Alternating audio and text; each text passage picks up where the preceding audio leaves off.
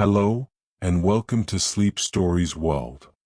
I'd like to invite you to step into a world of relaxation and tranquility with this bedtime story, designed to help you unwind and de-stress. By engaging in this story, you can embark on a journey that nurtures and soothes your mind, promoting overall well-being through sound, restful sleep.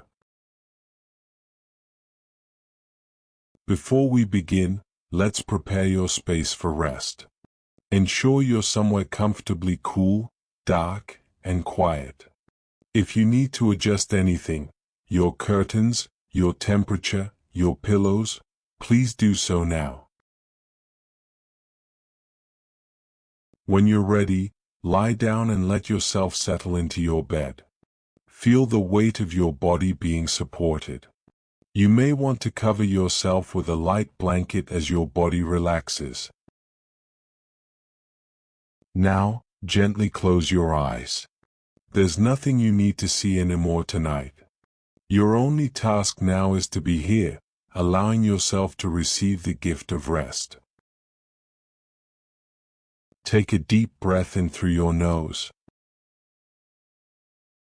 and exhale slowly through your mouth. Breathe in deeply, feeling your chest expand. Breathe out, feeling your body sink deeper into your bed. In and out. With each breath, you're signaling to your body that it's safe to rest. Now, imagine being surrounded by a warm, vibrant light. This light is gentle and comforting, carrying with it a deep sense of peace and safety. As you breathe in, let this warm light fill your chest. As you breathe out, imagine it spreading gently through your upper body. Breathe in, and let the light expand through your shoulders, your arms, your back. Breathe out, and feel it filling your stomach, your neck, your head, every space within you glowing softly. If a thought comes by, acknowledge it like watching a leaf float by on a gentle stream, and then let it drift away. There will be time for those thoughts later. Now is for rest. On your next breath in, let the warm light travel downward. Feel it reach your hips, your thighs, your knees. Breathe out, and sense it flowing down to your ankles, to your toes. Every part of you now is surrounded by this gentle, warm glow. You are completely enveloped in comfort and peace. Focus on your breath and the warm light surrounding you. If your mind wanders, simply guide it back, gently, to your breath, to the light. You are safe. You are comfortable. You are exactly where you need to be. As we move into tonight's story, allow yourself to let go even more. Let the words wash over you like a gentle tide. You don't need to follow every detail. Simply receive the story as a gift, a soft companion as you journey toward sleep. And now, let us begin.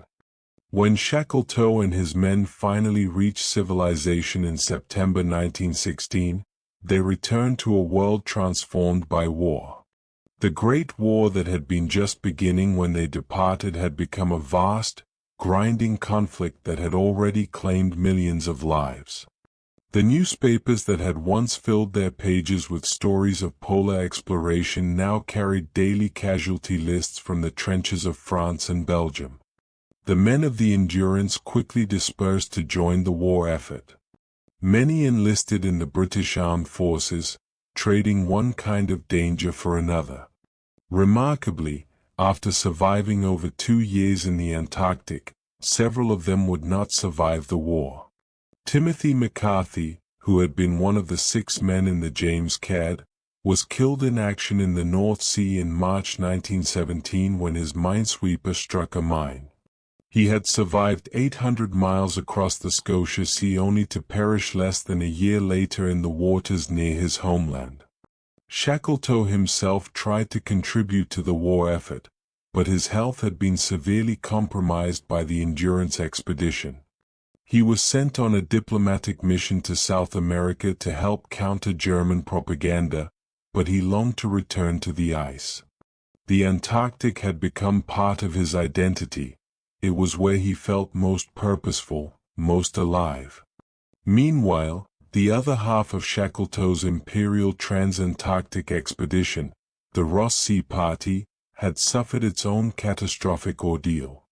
These men, led by Inez McIntosh, had sailed to Antarctica on the Aurora with the mission of laying supply depots from the Ross Sea side of the continent for Shackleton's crossing party.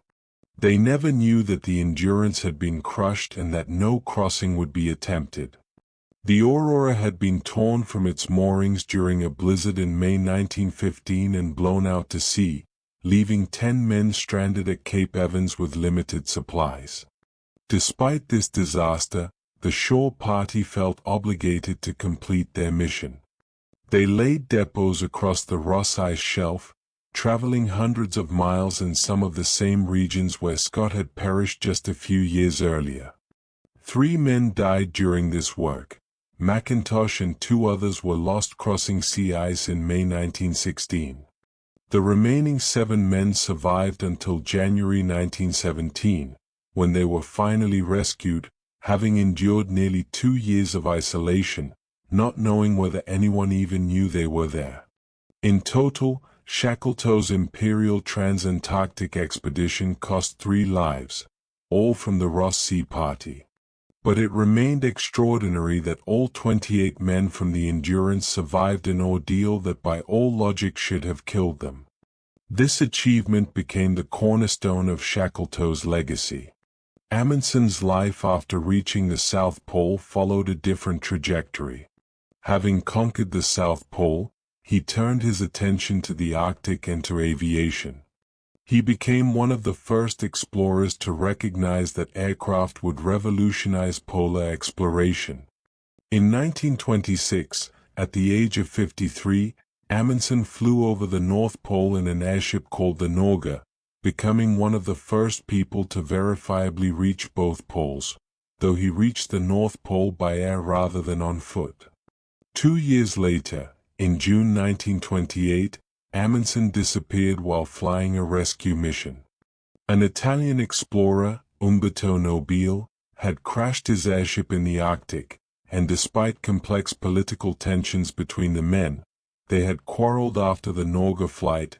Amundsen immediately volunteered to help search for survivors.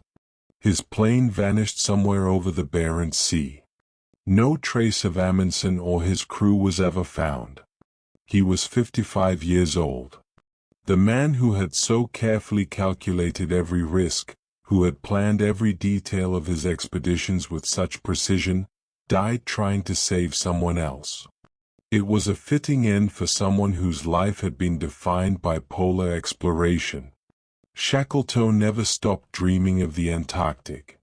In 1921, he organized one more expedition, the Shackleton expedition, with the goal of circumnavigating Antarctica and exploring its largely unknown coastline. On January 5, 1922, the expedition arrived at South Georgia Island, the same island where Shackleton had staggered out of the mountains 6 years earlier. That night, aboard his ship the Quest, Shackleton suffered a massive heart attack. He was just 47 years old. He was buried on South Georgia at the request of his wife, Emily, who felt that the island where he had achieved his greatest triumph was where he should rest. His grave overlooks the bay at Grytviken whaling station, with the mountains he crossed rising behind it. The inscription on his headstone is simple, just his name and dates, but nearby, a later memorial quotes the poet Robert Browning, "I hold that a man should strive to the uttermost for his life's set prize." The legacies of Scott, Amundsen, and Shackleton have been debated, analyzed, and reinterpreted for over a century. Each man's story offers different lessons about leadership, preparation, ambition, and human endurance. Scott's reputation has perhaps changed the most over the decades. Immediately after his death, he was lionized in Britain as a tragic hero, a martyr to science and national pride. Statues were erected, streets were named after him, and his journals became bestsellers. The story of Captain Oates walking into the blizzard became a defining example of British courage and self-sacrifice. For decades, Scott was presented as the noble amateur, defeated by bad luck but morally superior to Amundsen. But beginning in the 1970s, historians began to reassess Scott's expedition more critically. Books like Roland Huntford's Scott and Amundsen argued that Scott's expedition was hampered by poor planning, inappropriate equipment choices, and outdated attitudes. The comparison with Amundsen's efficient, well-prepared expedition seemed to highlight Scott's failures rather than his nobility. Some critics suggested that Scott's insistence on man-hauling sledges and his reliance on ponies revealed a stubborn refusal to learn from others or adapt to polar conditions. Yet more recent scholarship has brought more nuance to this assessment. Modern historians note that the summer of 1912 was extraordinarily cold, scientifically verified through ice core samples, and that this factor alone might have made the difference between survival and death. They also point out that Scott's expedition achieved remarkable scientific results, collecting geological specimens, conducting meteorological observations, and even discovering fossils that would later help prove that Antarctica had once been connected to other continents and had supported plant life. The 35 pounds of rock specimens that Scott's dying party refused to abandon included plant fossils from the Beardmore Glacier that contributed significantly to our understanding of Earth's geological history and the theory of continental drift. Amundsen's achievement remains undisputed, the first person to reach the South Pole, with all his men returning safely. His expedition was a masterclass in planning, preparation, and the practical application of indigenous knowledge.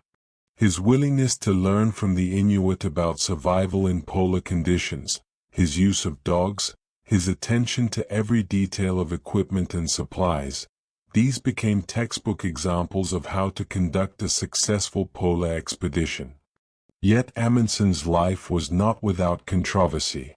His secret change of plans from the North Pole to the South Pole, done without informing his backers or the Norwegian government, troubled some people. His relationship with his brother and financial backers was strained after the expedition. And despite his extraordinary achievements, Amundsen often seemed restless, never quite satisfied, always planning the next expedition.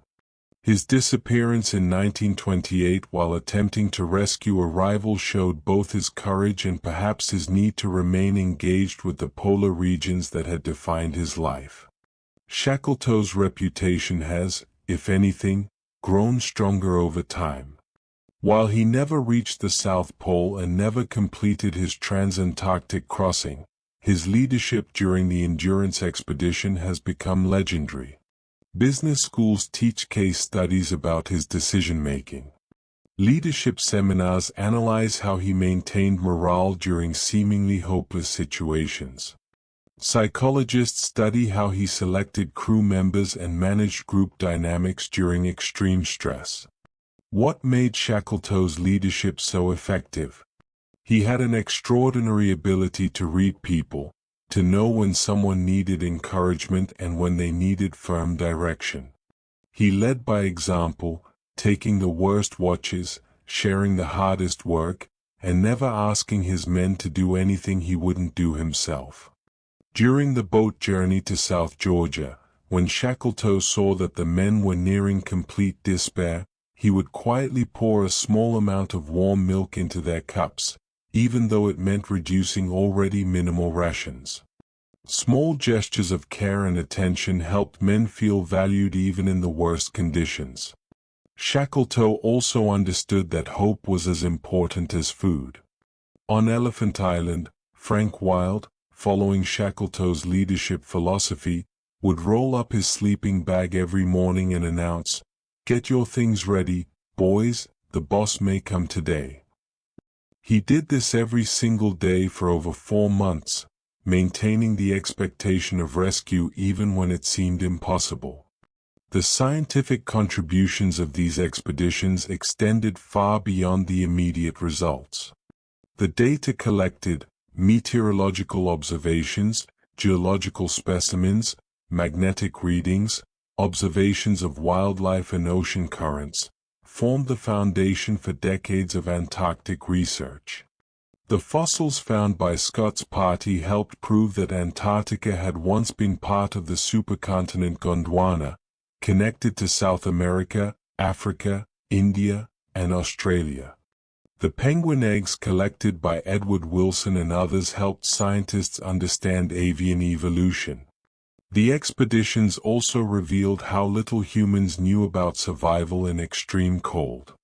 The understanding of nutrition, hypothermia, frostbite, and the psychological effects of isolation all advanced significantly through the experiences, and sometimes the tragic deaths, of these early explorers.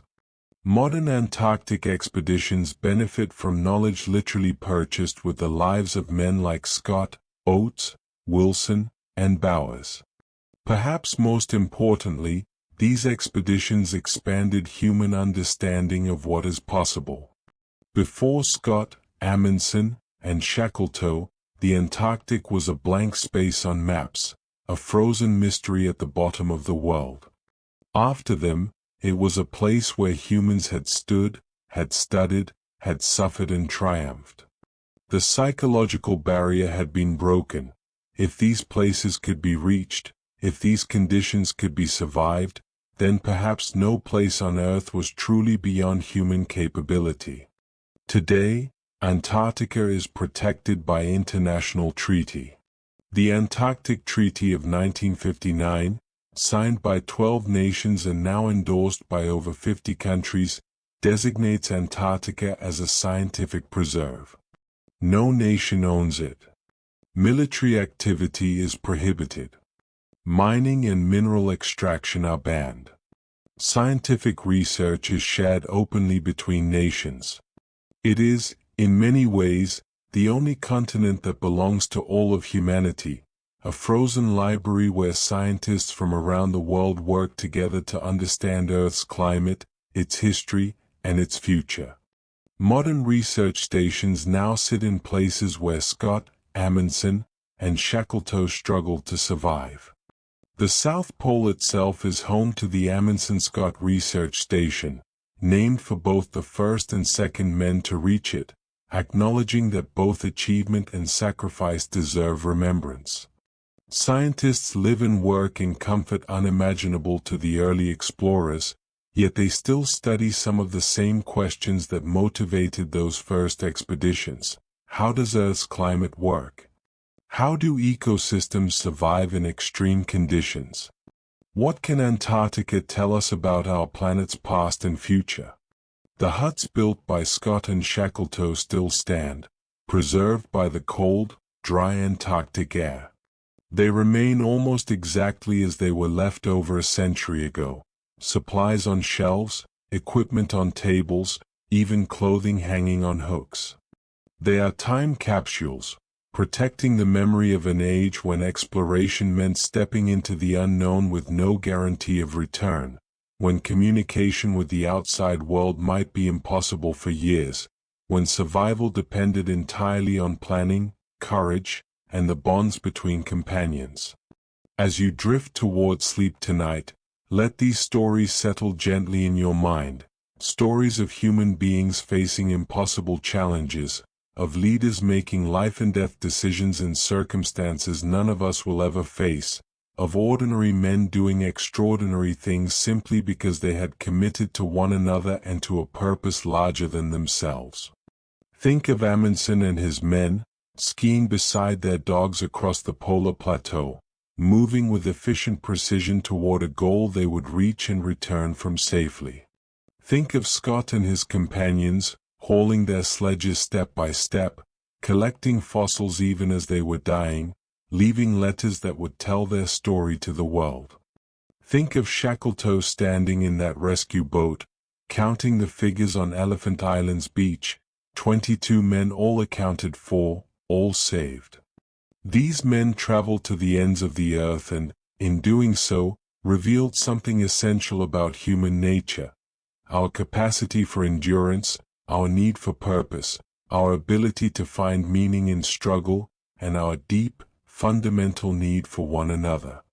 The ice still waits there at the bottom of the world, white and vast and patient, holding the stories of these expeditions and countless others in its frozen memory.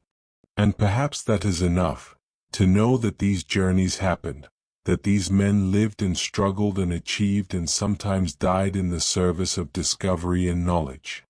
Sleep well, knowing that the world is vast and full of stories, and that human courage and determination have carried us to every corner of it, even to places where the sun circles the horizon and the ice stretches endlessly in all directions, and where the only sound is the wind and the beating of your own brave heart.